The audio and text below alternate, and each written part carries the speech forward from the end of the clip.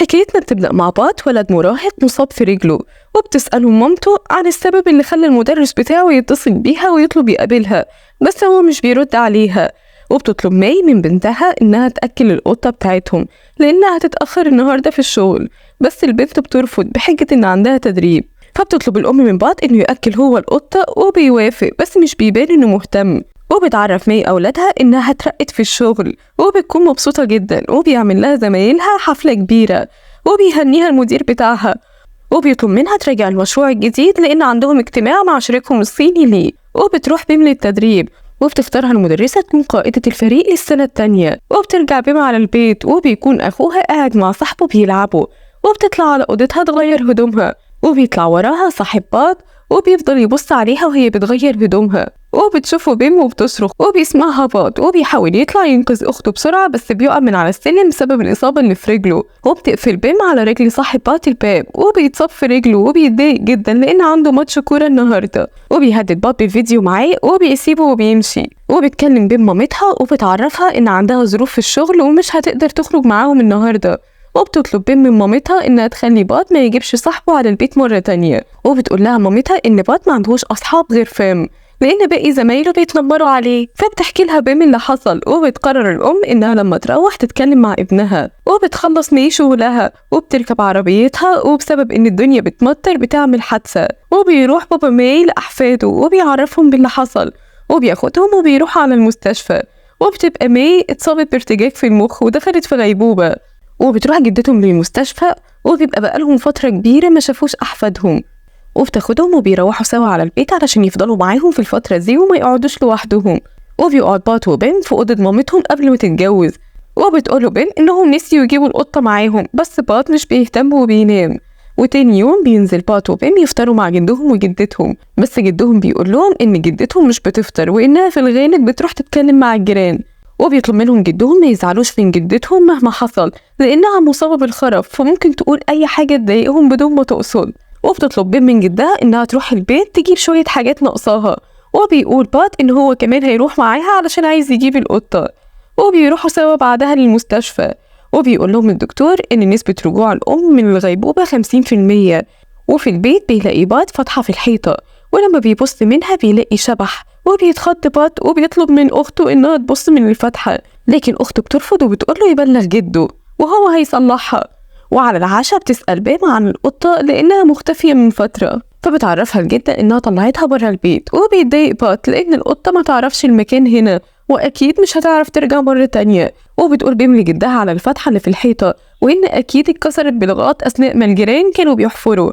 وبتروح هي وبات وبيوروا لجدهم الفتحة، بس الجد بيقول لهم إن الحيطة سليمة وإنه مش شايف فتحة ولا حاجة. وبينادي على الجدة واللي بتأكد لهم إنها مش شايفة أي فتحات في الحيطة، وبتقول لهم يروحوا يناموا وإن أكيد بيتهيأ لهم كده بسبب الإرهاق مش أكتر. وبتستغرب بيم إن جدودها مش شايفين الفتحة وهي وأخوها شايفينها، وبيقول لها بات إنه شاكك إن الناس دي مش جدودهم أصلا.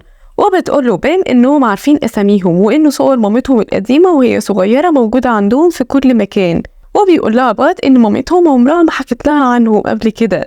وتاني يوم بيبص بات على الحيطة وبيلاقي الفتحة اختفت، وبتحضر لهم جدتهم الفطار. وفي المدرسة بيفضل بين يهدد بات بالفيديو اللي معاه، وبيقول له إنه هيروح لهم النهاردة البيت، بس بات بيقول له إنه قاعد في بيت جده. وبتشوفهم بام وبتروح تطلب من فام يبعد عن أخوها، وبيقول لها بات ما تقلقش وإن كل حاجة تمام. وبتروح بام لمامتها في المستشفى وبتتكلم معاها وهي منهارة وقد إيه هي محتاجة لها دلوقتي. وبيروح فام لبات البيت وبيسأله على بام، وبيقول له بات يبعد عن أخته، فبيهددوا فام بالفيديو اللي معاه. وفجأة بيسمع بات صوت دوشة، وبيسأل فام لو هو كمان سمع نفس الصوت، لكن فام بيقول له إنه مش سامع حاجة أصلا. وبيشوف بات الفتحة اللي في الحيطة، وبيسأل فام طب هو شايف الفتحة دي، فبيقول له فام إن الحيطة طبيعية وما فيهاش أي حاجة. وبيبص بات من الفتحة وبيلاقي شبح طفلة صغيرة بيخرج من مناخيرها وبقها دم، وبيلاقي جسمها كله لونه اسود، فبيخاف بات وبيرجع لورا. وبيتريق عليه فيم وبيقول له بات يبص هو من الفتحة لو مش مصدقه، لكن بمجرد ما بيقرب فيم من الحيطة بيتخبط جامد وبتتعور راسه، وبيفتكر ان بات هو اللي زقه من ظهره. وبتوصل بام وبيحكي لها بات على اللي حصل، وبيتخانق معاهم فيم وبيمشي وبينسى موبايله على الكنبة. وبيعرف بات بيم إن فيم صورها وهي بتستحمى في حمام المدرسة وبيهددها بالفيديو. وفي الأثناء دي بتوصل الجدة وبتجيلها حالة عصبية لما بتشوف الدم، وبتفضل تقول لبيم نضفي الدم يا ماي. وبتحاول بيم تقول لها إنها حفيدتها مش بنتها، وإن الدم ده بسبب إن صاحب بات اتخبط في الحيطة مش أكتر. لكن الجدة بتفضل منهارة وبتطرد بات من البيت لأنها أصلا مش بتكون فاكرة هو مين. وبالليل بتصحى بيم وأخوها من النوم على صوت صريخ، ولما بينزلوا بيلاقوا الجد خارج من أوضته وبيقول لهم إنه هيروح يشوف فيه إيه.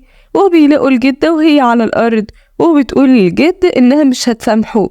وتاني يوم بتحضر الجدة الفطار لأحفادها وبتتعامل بشكل طبيعي ولا كأن حاجة حصلت. وبنعرف إن الجد ضابط متقاعد وبيروح للشرطة وبيطلب من الضابط الموجود إنه يشوف ملف القضية بتاع بنته ويعتبرها خدمة لصديقه. وبيعرف الجد من الملف إن صاحب العربية ابن رجل أعمال غني، وإنه كان في العربية مع صديقته، وإن صديق ليهم اعترف على نفسه إنه هو اللي كان سايق. فبيتعصب الجد وبيطلب إنهم يعيدوا التحقيق من تاني. وفي البيت بتلاقي بام موبايل فام على الكنبة وبتفرح لأنها هتقدر تمسح الفيديو. وبتسمع هي وبات صوت خارج من الفتحة اللي في الحيطة، فبتطلب من بات إنه يراقب هو الباب عشان لو الجد أو الجدة وصلوا، وهي هتبص من الفتحة وتشوف اللي بيحصل. وبتشوف بام شبح طفلة بتزحف على الأرض وهي بتنزف، وبتصرخ بام وبتبقى عايزة تساعد البنت. ولما بيبص بات بيلاقي شبح الطفلة وراسها مفتوحة، فبتبص من تاني بام من الفتحة وبتلاقي شبح الطفلة ماسكة طفل صغير وبترجع عليه دم. وبتستنتج بام إن اللي بيشوفوه ده مش حقيقي لأنهم بالنهار والمكان اللي فيه الشبح بالليل. وبتقول لأخوها ما يبصش من الفتحة مرة تانية. وبترجع القطة على البيت وبتفرح جدا بيها بام، وبتدور بام في موبايل فام على الفيديو وفعلا بتلاقيه وبتمسحه. وبالليل بيسمع بات صوت وبيخاف وبيغطي وشه، ولما بيبص من تحت الغطا بيلاقي شبح الطفلة وهو بيحاول يمسك ايد أخته وهي نايمة. فبيصرخ بات وبتصحى بام من النوم وبتولع النور، وبيقول لها بات إن شبح الطفلة كان موجود هنا وإنه اختفى أول ما ولعوا النور. وتاني يوم بتصحي بام أخوها للمدرسة وبتلاقي مناخيره بتنزف، فبتجري بسرعة وبتنادي الجدة واللي بتدي البات لبن علشان يشربه. وبتتفرج الجدة على رسومات بات وبتخاف لما بتلاقي رسمة منهم شكلها مخيف وبتبقى عبارة عن بنت راسها مفتوحة، فبيقول لها بات إنه ما رسمهاش. ولما بتخرج الجدة من الأوضة بيدور بات في كراسة الرسومات بتاعته ومش بيلاقي الرسمة دي، وبدون ما يقصد بيوقع بات اللبن على الأرض وبتقعد القطة تشربه. وبتكتشف بيم إن صاحبتها باو هي اللي بعتت الفيديو الفام، وده علشان تكسب هي قيادة الفريق. وبتقول لهم المدرسة إنها عينت بيم قائدة للفريق علشان تكشف لعبة باو، وده بعد ما بيم حكت لها عن الفيديو وعن تهديدات فام. فبتقرر باو إنها تنتقم منها وبتنشر هي الفيديو. ولما بترجع بيم للبيت بتلاقي بات تعبان وبيطلب منها يرجعوا من تاني لبيتهم لأنه تعب من الصوت اللي بيسمعه خارج من الفتحة واللي دايما بينده عليه، وإنه مش بيقدر ما يبصش فيها. وبيكح بات وبينزل دم من بقه وبتكلم بيم الجد وبتحكي له عن تعب أخوها. وبيصحى بات وبيم من النوم على صوت خارج من الحيطة، ولما بتبص بيم من الفتحة بتشوف الطفلة وهي بتزحف على الأرض وجنبها شخص نايم. وبتقول بيم إن شبح الطفلة بيحاول يوصل لهم هي ماتت إزاي. وبيقول لها بات إن الأوضة اللي فيها الشبح هي نفس الأوضة اللي موجودة في البيت بس في زمن مختلف. وبيشرح لها بات نظرية الثقب الدودي، وهي عبارة عن ثقب بيربط بين زمنين مختلفين، وإن اللي بيشوفوه في الفتحة هي حادثة حصلت زمان. وبيوصل الجد وبيزعق لهم إنهم صاحيين لغاية دلوقتي، وهو بيزعق لبيم إنها كذبت عليه وقالت له إن بات تعبان رغم إن بات قدامه ما فيهوش أي حاجة. وبتسأل بيم جدها عن الطفلة اللي ماتت في البيت اللي جنبهم، وبيقول لها الجد إن البيت ده طول عمره مهجور وإن محدش مات فيه. وبيحرك الجد المكتبة وبيسد بيها المكان اللي بيقولوا إن فيه فتحة. وبياخد الجد المسدس وبيلبس زي الشرطة بتاعه وبيخرج. وبيصحى بات وبيم على صوت وقوع المكتبة وبينزلوا لتحت وبيلاقوا الجدة وبتسألهم عن اللي بيحصل. وبيروح الجد وبيضرب الشخص اللي تسبب في حادثة بنته، وفي نفس الوقت بتفوق ماي من الغيبوبة. وبيخرج الجد الولد من العربية وبيكب عليه المشروب الكحولي اللي معاه وبيولع فيه. وبيحاول الدكتور إنه يتواصل مع والد ماي بس مش بيرد عليه. وبتخاف ماي لما بتعرف إن أولادها مع جدهم وجدتهم، وبيمنعها الدكتور من الحركة. وبتفضل ماي تصرخ وبتقول إنها لازم تخرج أولادها من البيت ده لأنهم في خطر.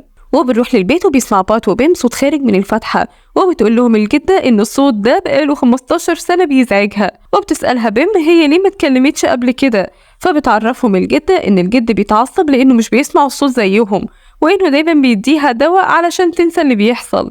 وبتبص بين من الفتحة وبتشوف أمها ماي وهي أصغر في السن، وبتبقى شايلة طفل رضيع، وبتنادي على بنتها وبتصحي جوزها من النوم. وبيوصل باباها ومامتها وبتعرفهم إنها مش لاقية بنتها. وبيبص بات وبيشوف الجد وهو شايل الطفلة وهي ميتة وهدومها غرقانة دم. وبتنهار ماي وبنعرف إنها بنتها وإن جوزها هو السبب في موت بنته. وبيوصل والد ماي على المستشفى وبيلاقيها هربت. وبتحكي الجدة لأحفادها اللي حصل، وبتعرفهم إن من 15 سنة خرجت ماي مع مامتها وباباها وسابت بنتها مع جوزها واللي كان مدمن على شرب الكحوليات، وبسبب ده ساب بنته ونام، وشربت البنت سم حشرات كان موجود على إنه عصير وماتت. وبعد الحادثة نزلت الجدة من الأوضة لقيت الأب ميت لأنه مستحملش موت بنته وانتحر بعدها. وفي الأثناء دي بيرجع بات دم، وبتحاول الجدة تشربه لبن بالعافية. وبتوصل ماي على البيت وبتحضنها بيم وهي فرحانة، وبتقول ماي للجدة تبعد عن أولادها، وبتترجاها الجدة ما تسيبهاش مرة تانية. وبيوصل الجد ومعاه مسدس، وبتسأله ماي عن حقيقة موت جوزها إذا كان انتحر ولا هو اللي قتله. وفجأة بيرجع بات دم مرة تانية، وبتربط بين الأحداث ببعض وبتفهم إن اللبن اللي جدة بتشربه لبات هو السبب في إن بات بيرجع دم، لأن ده نفس اللي كان بيحصل مع أختها. وبتحاول بين تشرب من اللبن لكن الجدة بتمنعها. وبيظهر شبح الطفلة مرة تانية، وبتعرف ماي إن مامتها هي اللي سممت بنتها. وبتعترف الجدة إنها عملت كده لأن الطفلة دي كانت معاقة، وإنها كانت عايزة عائلتها تكون مثالية، علشان كده حاولت تتخلص من بات. وبتقول لهم ماي إنها مش هتبلغ عنهم للشرطة بشرط إنهم يبعدوا عن أولادها. وبتاخد ماي أولادها وبترجع لبيتها، وبتعتذر ماي لأولادها لأنها ما حكت لهمش عن باباهم وأختهم قبل كده. وبتقول لهم إن الفتحة دي هي اللي خلتها تهرب من البيت زمان. وبالليل بنشوف الجدة وهي قايمة من النوم وبتقول إنها مش قادرة تستحمل صوت الدوشة أكتر من كده. وبيقول لها الجد إنه مش سامع أي دوشة، وبيكلم الضابط بابا ماي وبيعرفه إن كلام الولد كان حقيقي، وإن فعلا صاحبه هو اللي كان سايق العربية مش هو، وإنهم اتأكدوا لأن في كاميرا صورت الحادثة. وبينزل الجد وبيلاقي الجدة شربت السم بعد ما ظهر لها شبح حفيدتها، وبيظهر شبح والد الطفلة وبيضرب الجد عليه رصاص وبيقتله. وبيكتشف الجد إنه قتل الجدة مش الشبح، وبينهار بعدها وبينتحر. وبنرجع فلاش باك وبنكتشف إن ماي هي اللي قتلت جوزها لأنها كانت مفكرة إن هو السبب في موت بنتها. وبيقرر باباها ما يقولش الحقيقة ويقول إن جوزها هو اللي انتحر علشان يحمي بنته، وبينتهي الفيلم.